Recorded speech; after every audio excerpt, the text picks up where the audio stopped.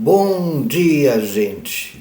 Estou de volta hoje. Desculpem por não ter gravado assim as diárias ontem. Estava com um probleminha aqui no computador, que no final era só apertar um botão. É uma coisa impressionante a informática, né? Às vezes é complicado de fazer um computador, mas tem coisas que estão previstas que simplesmente a gente não sabe. E como os computadores evoluem muito rápido, às vezes as informações que a gente recebe já estão atrasadas. Então era só apertar um botão, o F11, e eu já estava mobilizando o técnico. Tá, mas está resolvido. Talvez o vídeo apareça com um quadriculado, não sei se vai aparecer, para mim está aparecendo, isso eu não consegui resolver ainda. Mas ele não atrapalha a imagem em si. Vamos lá, senhas para o dia 28 de abril. E atrasadas, meu horário é normalmente 7h30, este aqui vai chegar atrasado, mas tudo bem. Dia 28 de abril de 2023, uma terça-feira, 20º dia após a Páscoa. O título para hoje é assim, eu até gosto que seja mesmo, porque eu pego muito no pé e acho que com toda razão.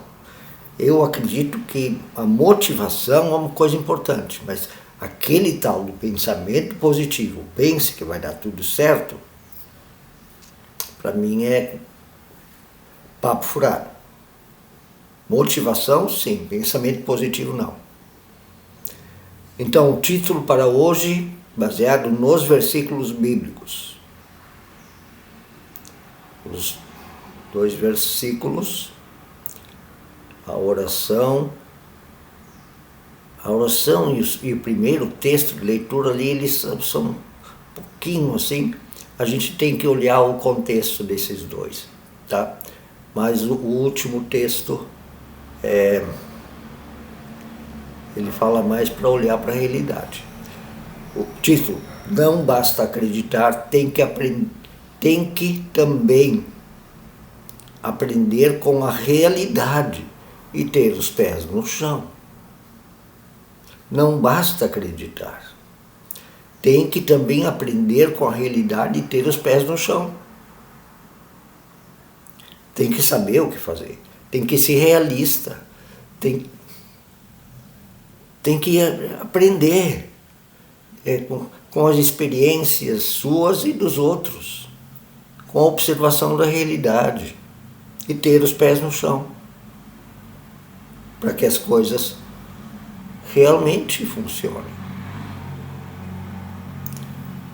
Não basta acreditar, especialmente esse negócio de pensamento positivo, não basta.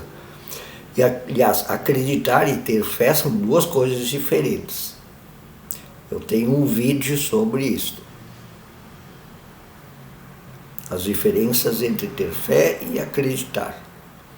O primeiro versículo eu vou agora ler rápido, tá? Porque os textos bíblicos são grandes.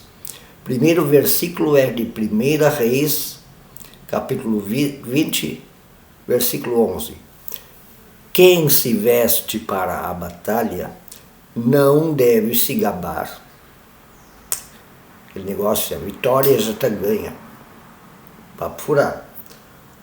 Não deve se gabar como aquele que já está se despindo da roupa de batalha, como se já tivesse ganho depois da vitória. Não! Não é assim que as coisas são. E o segundo versículo vem da carta de Paulo aos Efésios, capítulo 4, versículo 23. Deixem-se renovar no espírito do entendimento de vocês, nas suas observações, nas suas experiências, na sua inteligência.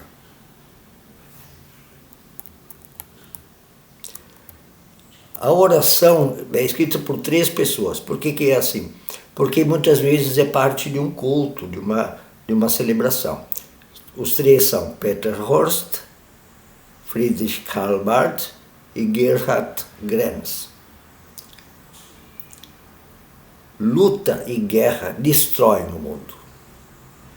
Uns oprimem, matam os outros. Poder e dinheiro são determinantes destas forças criminosas da guerra. Sabedoria e membros sãos, coragem e liberdade é o que mais precisamos. Sãos, liberdade. Aqui, coragem e liberdade só se for contra a guerra, né? Ou contra aqueles que oprimem, que querem oprimir. Sabedoria são membros sãos para lutar contra a guerra. Isso que não fica muito claro aqui. Eu teria que ver um pouquinho mais. Eu conheço um pouco do Karl Barth, mas os outros eu não sei muito. Nada, aliás. O primeiro texto, Ezequiel 34, 23 a 31. Porém, sobre elas, as pessoas de Israel, o meu servo Davi, e ele cuidará delas e será o seu pastor. Davi não era tão bonzinho, não. Ele fez muita coisa errada, tá? Mas o Davi tem assim essa fama de ser um grande herói. E era um guerreiro. Aqui, por isso eu disse, tem que ver o contexto desse Ezequiel aqui. O Ezequiel era um profeta bom, mas eu acho que esse texto aqui é ligado a um mito monárquico de Israel. Eu, o Senhor, serei o Deus do meu povo, e o meu servo Davi será o líder no meio delas. É aquele Davi tornado em herói. Eu, o Senhor, farei uma aliança de paz com elas, com as pessoas, e deixarei a terra livre de animais selvagens, para que possam com segurança viver e dormir nas suas casas e florestas. Eu as abençoarei e abençoarei os lugares em torno da minha colina.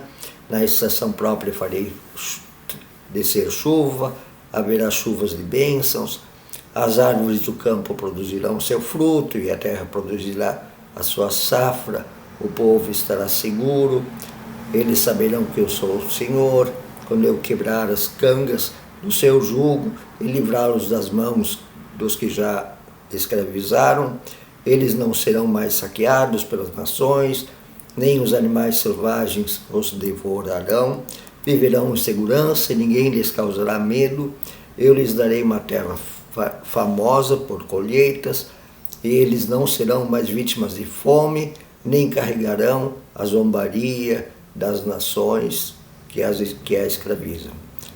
Então saberão que eu, o Senhor, seu Deus, estou com eles, e que eles, a nação, são meu povo.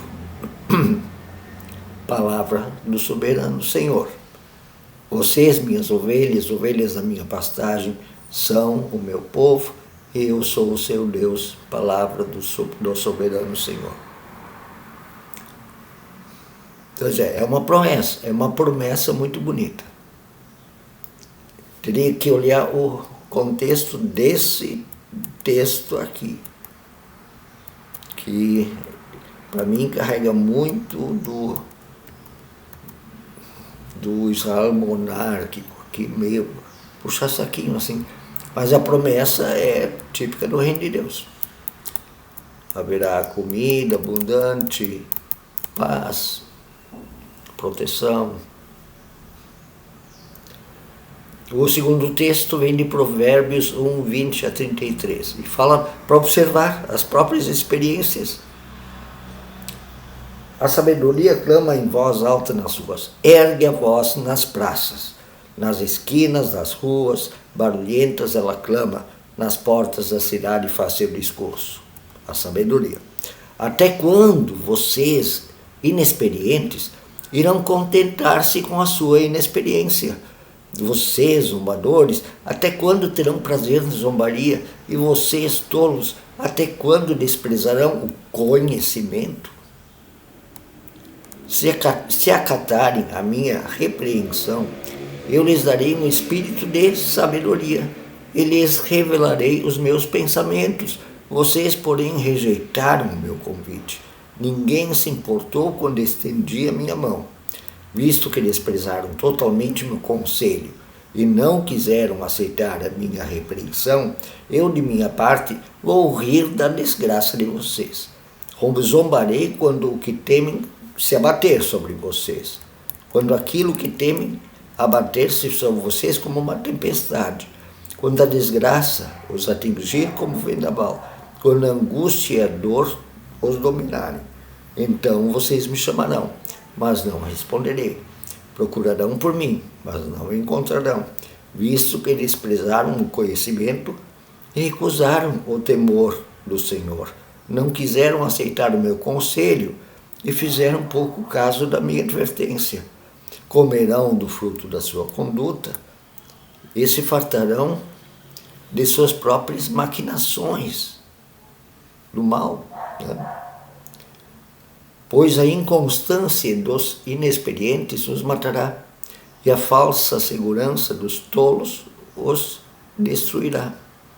Mas quem me ouvir viverá em segurança e estará tranquilo, sem temer nenhum mal.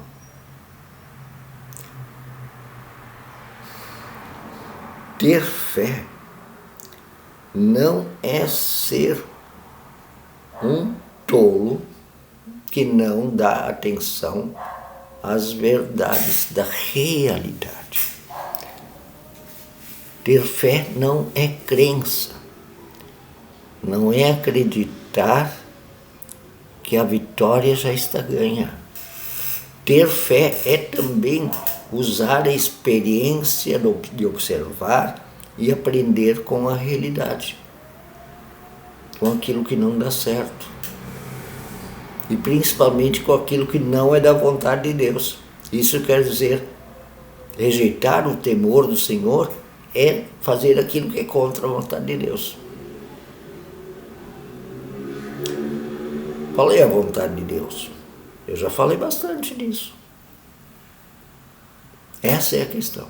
Qual é a vontade de Deus? Que nós devemos fazer, realizar, ao mesmo tempo usando a nossa experiência, o conhecimento, a sabedoria. Não usando uma crença mágica de quem já ganhou as lutas todas só porque acha, acredita. Não é assim. Um bom dia a todos. Um beijo. Todos e todas. Um beijo.